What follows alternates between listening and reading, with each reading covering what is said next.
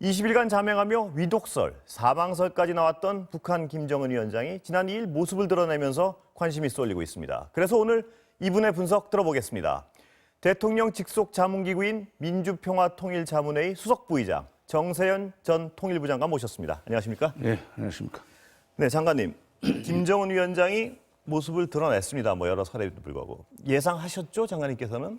아니 무슨 정부 당국에서 예. 그 별일 없다는데 그렇게 예. 외신들이 갖가지 추측을 해서 국민들을 혼란하게 만들었지만 예.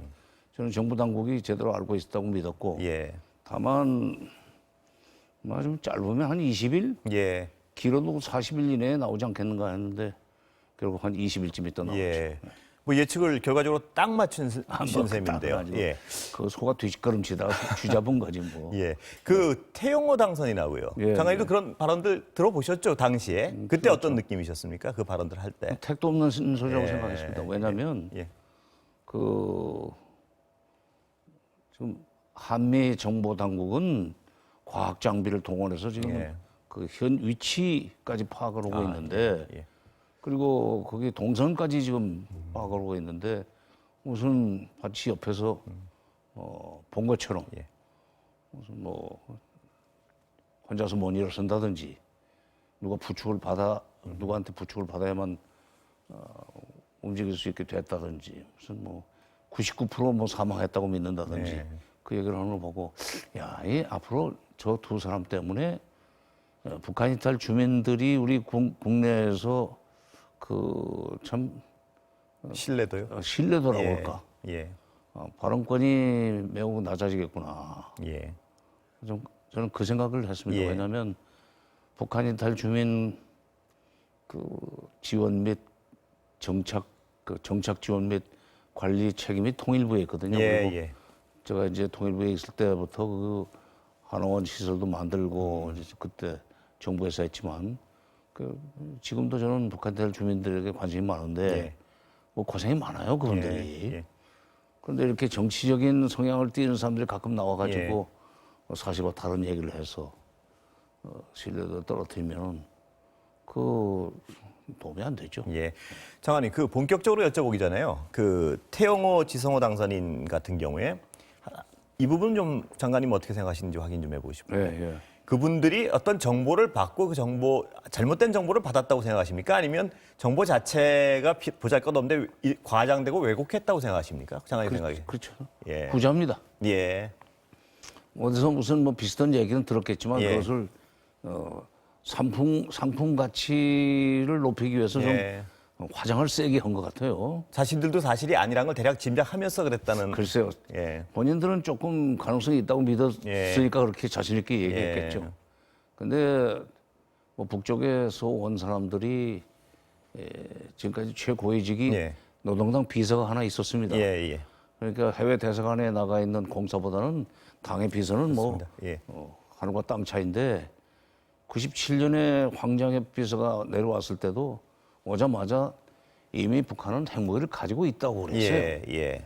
그래서 저희가 이제 최초의 그 대면자인데 아니 핵실험도 안 하고 어떻게 핵무기를 갖느냐 그랬더니 내가 군수 담당 비서한테 직접 들었는데도 못 믿겠습니까? 이런 식으로 얘기를 했어요. 근데 북한이 핵무기를 갖게 된 것은 2006년 10월 9일 날 핵실험을 1차 하면서 비로소 핵을 가지고 됐죠. 핵무기를 가지고 됐죠. 그러니까 북쪽에서 왔다고 그래서 또 고위직이라고 해서 그 사람들이 말하는 걸 전부 다 믿을 수는 없다. 황장엽 비서조차도 그 내부 정보에 그렇죠. 그렇게 모르는 건가요? 그렇죠. 왜냐하면 북한 사회가 공산당 조직의 기본 원리가 점조직입니다. 조직을 점조직이라는 게 옆 조직과 옆 조직 사이가 서로 모른다는 말씀이시죠? 뭐고 횡적 협조가 별로 없는 그런 체제예요. 그렇기 때문에 사상비서였던 사람도 군수공업 쪽의 이 얘기를 알 수가 없을진데 10년 이상 해외에서 근무를 했던 사람이 어떻게 장관님, 그러면 아까 어차피 정보 얘기를 말씀하셔서 제가 여쭤보겠는데 한국과 미국의 어떤 정보력이랄까요? 어느 수준인가요? 말씀하실 수 있는 범위에서 좀 말씀을 해주시면요. 우선 뭐 과학 장비 면에서는 미국이겠죠? 미국이 우리보다 예. 훨씬 우리보다 뭐 우수하고 고급 장비를 가지고 있죠. 예. 그리고 또 우리도 그런데 돈을 많이 들여서 예. 뭐 정찰기라든지 이런 것을 운영을 하지만 예.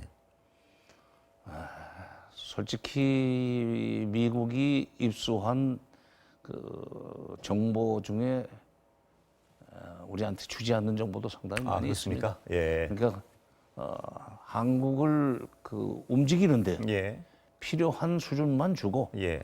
결정적으로 중요한 순간에 그걸 공개하면서 자기들의 대북 정책이라든지 또는 동북아 정책에 따라올 수밖에 없도록 만들 때 예. 소위 결정적인 역할을 할 수 있는 것은 가지고 있다가 예. 그때 나눠죠. 그러니까 이번엔 그러나 하도 이제 뭐 CNN부터 시작해서 로이터까지 지금 말씀하신 게 요번엔 그래서 좀 공유가 됐다고 그렇죠. 보십니까? 이번엔 이번엔 됐고. 처음부터 예. 우리는 이제 휴멘트가 과거에는 좋았었는데 예. 왕래가 없으니까 예. 휴멘트는 휴민트도 없죠. 별로 쓸 게 없단 없죠. 말씀이시죠. 예. 지금 그럼 우리가 가지고 있는 정보는 뭐가 있을까요? 예를 들어 통신 장비 감청이랄까 이런 건 뭐 있죠. 예. 그럼 우리가 가진 종류는 감청 정도의 종류일 아니죠. 것이 예. 우리도 정찰기 정도는 있으니까. 예. 나머지 어떤 자세한 정보는 미국이 압도적으로 가지고 있을 수밖에 없다는 그렇죠. 말씀이시죠. 예. 일본은 어떻습니까, 장관님? 일본도 독자적인 그런 장비들을 가지고 있죠. 그러나 일본도 역시 미국만큼은 고도화되지 않았기 때문에 정보 의존도가 뭐 우리보다 그렇게 낮지는 않을 거예요. 예. 미국이라는 나라가 예. 국제 정치를 해놓은 데 있어서 지금 경제력과 군사력 이것만이 힘이 아닙니다. 예. 정보력 예. 여기 더 휘하에 있는 국가들을 좌지우지하는데 훨씬 더 유효한 수단이기 때문에 다 내놓지 않죠. 예. 일본의 경우는 말입니다, 장관님. 그럼 우리랑 비교해서 어떻습니까? 일본과 우리는 네. 어떻습니까? 정보력에 있어서. 일본이 좀 더 우수한 우리보다는요? 장비를 가지고 있을 거예요. 예. 왜냐하면 우선 돈이 많으니까. 예. 예. 돈이 많고 또 미국 말을 잘 듣지 않습니까? 예. 예. 예. 그렇기 때문에 비싼 장비, 성능이 좋은 것을 그러니까 일본한테 파는 거 우리한테 안 파는 거 많습니다. 예. 네. 예. 돈의 문제만은 아니에요. 그래서 일본이 훨씬 미국에 협조적이기 때문에 예. 장비도 막 고급 장비를 팔았을 거고 그럼 그거 가지고 이제 뭐 또 예. 한국과 협조를 하느니 마느니 하는 얘기를 하는 거죠. 예. 그럼 그 얘기 짧게 지소미아는 괜찮습니까? 파기에도 장관님 보시기에는 어떻습니까? 우리가 굉장히 곤란해지나요? 아니면 큰 문제 없어요. 왜냐하면 지금 어차피 지금 한미 동맹이 있고 미일 동맹이 있는데 미국은 지금 한일 관계도 그 부드럽게 만들어 가지고 이걸 한미일 삼각 동맹을 만들고 싶어서 예. 그러는 거고 예. 그 한미일 삼각 동맹의 목적은 중국을 압박해 들어가는데 우리 한국과 미국 일본을 또 앞장세우려고 예. 그러는 겁니다. 예. 근데 우리로서는 지금 미국의 대중 압박 정책 전략의 최첨단의 천병으로 나서기 곤란한 입장 예. 아닙니까? 예. 경제적으로 예. 중국을 절대적으로 필요로 하기 때문에 그래서 그 지소미아는 사실 사실상 깨진 지 지금 작년 11월부터 예. 그랬으니까 큰 문제 없이 가고 있잖아요. 예. 예. 미국하고 협조 잘하면 돼요. 예. 근데 이제 지소미아를 협조 안 하면 미국의 압박 때문에 우리가 불편할 뿐이다 이 말씀으로 해석해도 되나요? 그렇지도 않아요. 왜냐하면 미국이 우리를 압박할 수 있는 건 역시 한계가 있습니다. 왜냐하면 주한미군이 여기 있지 않습니까? 예. 주한미군이 우리 때문에 있는 건 아니에요. 예. 그렇게 아는 분들이 많은데 사실 지금 주한미군은 미국의 동북아 전략 전체 맥락에서 이 최전방 초소입니다. 예. 따라서 주한미군을 여기 두고 있는 한 우리가 그들의 군사적인 그런 여러 가지 방침이라든지 이런 데 협조하도록 하려면 역시 정보를 우리한테 줘야죠. 예. 장관님 말씀에 따르면 요새 약간 다른 문제지만 주한민국 비용 같은 문제도 우리가 그렇게 양보할 필요는 없다는 말씀으로. 양보할 필요가 없는 게 아니라 그렇게 미국이 뭘 모르고 지금 예. 압박을 하는데 이게 우리가 그렇게 일방적으로 끌려갈 필요가 없어요. 필요가 없단 말씀. 예. 아쉬운 건 미국이에요 지금. 예. 트럼프가 뭘 착각하고 있어요. 예. 예. 자, 장관님, 김정은 유고설이 나왔을 때 말입니다. 만약에 이번엔 어림없다고 이미 보셨으니까 만약에 그런 비상 사태가 발생하면 매끄럽게 넘어갈 거라고 보십니까? 아니면 좀 상당한 어떤 위험이 있다고 보십니까, 장관님께서는? 지금 북한 최고 권력자의 유고 상황이 되면은 예. 급변 사태가 올 것이다. 예. 급변 사태가 오면 그들이 가지고 있는 여러 가지 대량殺伤 무기가 어느 손에 넘어가느냐에 따라서 한반도에 대단히 불안한 군사 정세가 예. 조성될 것이다. 따라서 그때는 한미 동맹군이 올라가가지고 예. 그것을 손에 먼저 넣어야 된다 하는 일종의 대북 진격의 명분으로 삼으려고 하는 프레임이 하나 있습니다. 예. 이른바 급변 사태론이죠. 근데 김일성 그때 94년 7월 달에 김일성이 정상회담을 앞두고 갑자기 사망했을 때 사실은 급변 사태가 올 수 있다는 프레임에 빠져 있었기 때문에 예. 미국이 주로 그런 얘기를 많이 하는데 그렇기 때문에 우리 쪽에서 군의 전시 동원 체제 명령을 내렸다가 북쪽으로부터 이제 심한 비난을 받고 그 뒤에 김영삼 정부 후반부는 남북 관계가 스톱이 돼 버렸습니다. 예. 또 2011년에 2008년부터 김정일이 몇 번 쓰러졌는데 세 번인가 넘어졌다가 결국 11년에 세상을 떴지만 김정일이가 세상을 떠도 김정일 위원장이 세상을 떠도 별일 없이 지나가지 않았습니까? 그러니까 북한 최고 권력자의 유고가 동북아의 군사적 긴장을 고조시키고 급변 사태가 일어나면은 우리가 군사적으로 대응을 해야 된다는 그 프레임은 그거는 잘못된 프레임이라 이 말씀이신가요? 대북 군사적 개입을 정당화시키기 위한 일종의 꾸며진 얘기에 불과합니다. 그렇다면요. 만약 그런 어떤 유골한 사태가 발생하면 어떤 식으로 전개될까요, 장관님 보시기에는? 김여정이 예를 들어서 그 자리를 대신하나요? 그러니까 김일성에서 김정일로 넘어갈 때도 사전에 준비를 다 했고 또 김정일이 쓰러지고 난 뒤에 2008년에 쓰러지고 난 뒤에 사실 이제 그 셋째 아들한테 넘기려고 준비를 다 했었죠. 이번에도 이번에 쓰러져서 그런 건 아니고 지금 여러 가지 지금 그 몸집이 그렇게 그 나이에 비해서 그렇게 뚱뚱하고 하면은 필시 좀 속병은 있을 겁니다. 건강이 안 좋겠죠? 안 좋을 거예요. 좋을 리가 없죠.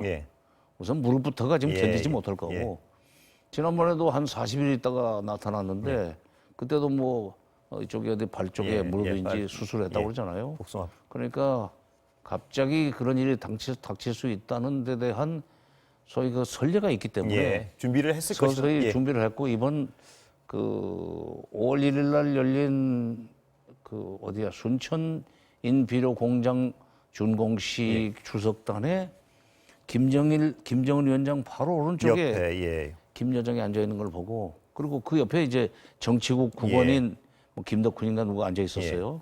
왼쪽에는 그 자리에서는 사실상 권력서의 두 번째인 박봉주 전 총리가 앉아 있었는데 그걸 보고 야 저거 오른쪽이 최상석 아닙니까? 야 이게 당적 서열은 지금 정치국 후보위원밖에 안 되고 공식 명칭은 당의 아마도 조직 지도부일 것 같은데 제1부부장으로 불리고 있지만 실질적으로는 저기를 지금 2인자로 내부적으로 이미 이 컨센서스가 이루어지고 있고 그래서 그런 의전이 함부로 일어나는 게 아닙니다. 장관님 보시기엔 거의 김여정 부부장의 위치는 확고해졌다라고 판단을 하시는 건가요? 그렇죠. 이제 북미 정상회담에도 배석을 했었고 남북 정상회담은 배석했고 중요한 그 현지 지도에도 배석을 하고 지난번에 결연한 의지를 과시라고 할까 인민들한테 메시지를 보내기 위해서 100만을 타고 백두산 갈 때도 김여정이 바로 뒤따라갔습니다. 그러고 보면은 김여정으로 이미 이제 후계자는 내정이 됐다. 그리고 백두 혈통 아니면 안 된다고는 그 북한 주민들의 그 의식이 있기 때문에 정치 사상 교육을 그렇게 시켜놨으니까. 예. 그러니까 김씨 외에 살면 안 되는데 김정은의 이제 그 자식들이 아직은 너무 어리니까 예.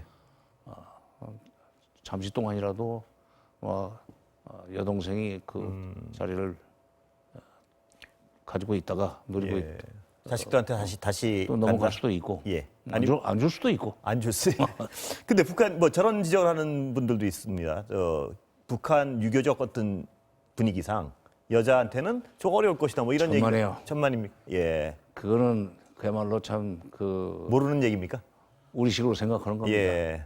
우리도 이미 뭐 우리나라도 얼마나 그 남존여비가 아직도 남아 있습니까? 물론 이제 의도적으로 문재인 정부 들어서서 여성의 그 내각 그 구성 비율도 뭐 30% 이상을 억지로라도 맞추고 있고 그러지만 북한도 그 점에 있어서는 우리보다 훨씬 먼저 뭐 개명했다고 해야 될까? 이미 50년대 후반 60년대 초에 연암동등권이라는 말을 그 남녀동등이 아니라 연암동등권이라고 그랬습니다. 그러니까 북한 주민들한테는 무슨 뭐 그가 남성이냐 여성이냐보다 이 혈통이 뭐냐가 중요하죠. 그건 큰 문제 아니에요. 아무런 문제가 안 될 거란 판단이죠. 그렇다면 아까 그 얘기를 깜빡하고 제가 못 여쭤봤는데 김정은 위원장이 오늘 나타나지 않은 이유에 대해서 뭐 추정을 코로나 때문으로 추정하신 게 맞습니까? 그런 걸까요? 아니 피접을 갔다고 저는 생각합니다. 평양은 아무래도 더구나 이제 11일 날 정치국 회의를 주재하고 12일 날 열리는 최고인민회의부터 이제 나타나지는 않았는데 정치국 회의에는 대체로 정치국원 및 후보연까지 해봐야 한 25명밖에 안 되니까 괜찮고 멀리 떨어져서 앉으니까. 그런데 이 최고인민회의는 북한의 최고인민회의 대의원이 687명이나 돼요. 전부 모이면은 뭐 완전히 사회적 거리 같은 건 생각할 수 없을 정도로 좁혀 앉아야 되는데 그런 상황에서 혹시라도 감염자가 있으면은 위험하니까 그거는 최고인민회의 의장이 집행하는 회의 아니에요? 최고인민회의는. 만약 우리 의식으로 보면 국회의장이 하면 되는 거니까 맡기고 그냥 간 거죠. 다만 15일 날 김정일 108회 생일날 참배를 하지 않은 것 때문에 그런데 그거는 빠뜨릴 수도 있는 거죠. 왜냐하면 만약 주변에 그런 감염자 비슷한 그런 어떤 증상을 나타내는 사람이 있으면은 그걸 피해서 그냥 공기 좋은 데로 원산은 또 좋아하니까 원산에서 아마 태어나고 거기서 좀 어릴 때 자랐다고 그러죠. 그 시간이 다 돼서 가서 그런데요, 장관님. 아주 전통적인 어떤 북한의 의도를 해석하는 전통적인 두 가지가 하나는 핵과 번영을 맞바꿀 수 있다 이런 부분하고 생존을 위해서 절대 핵을 포기하지 않을 것이다. 이 어떤 이 근원적인 대립되는 견해에 대해서 장관님은 어떻게 정리하십니까? 그게 김정은 위원장이 4월 27일 날 도보다리 대화에서 했던 말이 그게 그들의 진심이라고 봅니다. 그러니까 미국이 그 종전하고 그다음에 우리에게 불가침만 약속해 준다면 우리가 왜 핵을 가지고 경제적으로 어렵게 살겠습니까? 나는 핵을 내려놓고라도 말하자면 안전하게 그리고 좀 부자로 살고 싶습니다. 그리고 이제 경제 발전을 하려면은 우리는 중국식보다는 베트남식으로 하고 싶습니다 하는 얘기 그게 다 진심이라고 저는 봅니다. 그리고 바로 그랬기 때문에 그걸 진심이라고 믿었기 때문에 6월 12일 날 싱가포르에서 트럼프도 북미 관계 개선 그다음에 정전협정의 평화협정으로의 교체 그리고 이제 한반도 비핵화 이 세 가지를 하나로 패키지로 묶어가지고 동시 진행하자고 합의를 해줬죠. 그래놓고 나중에 실무자들이 앞에 있는 건 빼버리고 그다음에 한반도 비핵화를 약속했는데 한반도도 아니고 북한의 비핵화를 약속했다는 식으로 말을 바꿔가면서 북한의 선 비핵화를 요구하니까 북한은 이건 약속이 틀리지 않느냐. 셈법이 틀렸다. 원래 6월 12일 날 싱가포르에서 트럼프 대통령이 우리한테 약속했던 그 셈법으로 돌아와라. 그게 지금 북한의 입장이에요. 그러면 마지막으로요, 장관님. 마지막. 지금 말씀하신데 해법이 들어있는 것 같은데 이제 어떻게 이 교착 상태를 타개해야 됩니까? 남북 관계 지금 이 교착을 우선 풀어야 되는데 북미 관계는 금년은 좀 어려울 겁니다. 예. 왜냐하면 선거 때문에 예. 어렵고 그러니까 어차피 지금 금년 한 해 동안 대통령이 뭐 그대로 가도 그렇고 바뀌어도 그렇고 미국의 지금 북핵 정책이 좀 다시 재조정되려면 시간이 좀 예. 필요해요.